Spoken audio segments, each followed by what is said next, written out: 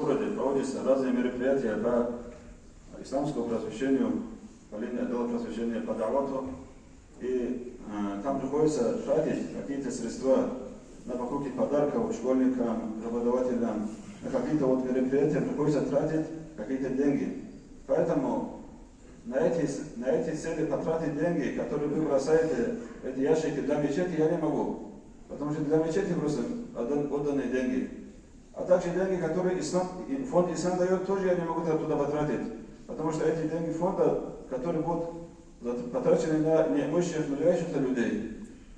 А такие вот средства нужны. Поэтому мы сегодня там на улице поставили ящики именно с такой наклейкой, что деньги собираются для использования давати, для расхода на вот такие мероприятия. Поэтому, дорогие братья, вот сегодня вот этот сбор именно для того, чтобы мы распространяли благонравие, распространяли целомудрие, распространяли высокую мораль среди наших детей, молодежи и так далее. Вот это проводимое отдел просвещения и мечети работа.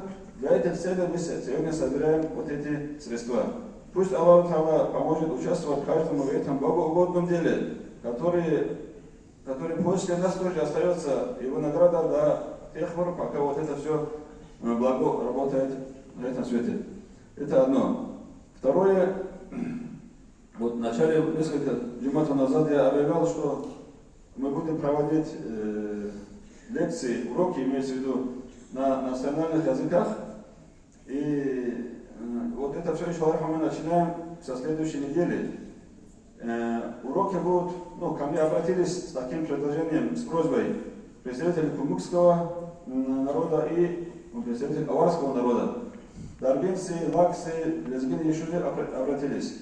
Поэтому мы понедельник, иншаллах рахман, понедельник у нас будет урок на кумыкском языке, во вторник у нас будет урок на аварском языке. И эти уроки будут проходить в мечети именно Сайдафанде, в микрорайоне Дружба. Дом, там, белый мечеть, знаете, да, из белых кирпича. Вот там будут проходить эти уроки. Поэтому всех желающих принимать участие приглашаем. Каждую неделю по понедельникам будет урок на аварском языке, по вторникам будут уроки на кумыкском языке. Иншаллах рахман.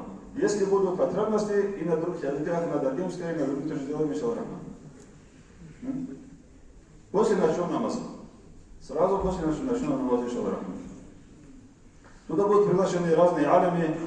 Я тоже буду там иногда выступать на русском языке. Думаю, будет интересно всем приглашаю. Но пока первый маджлис только мужчины. Потому что там идет ремонт для женщин на втором этаже, места нету, только мужчины. А в дальнейшем там могут приходить и женщины тоже. Пусть Аллах Та'ала сделает нас из числа знающих, понимающих истину и следующих им. Ассаляму алейкум ва рахматуллахи ва баракатуху.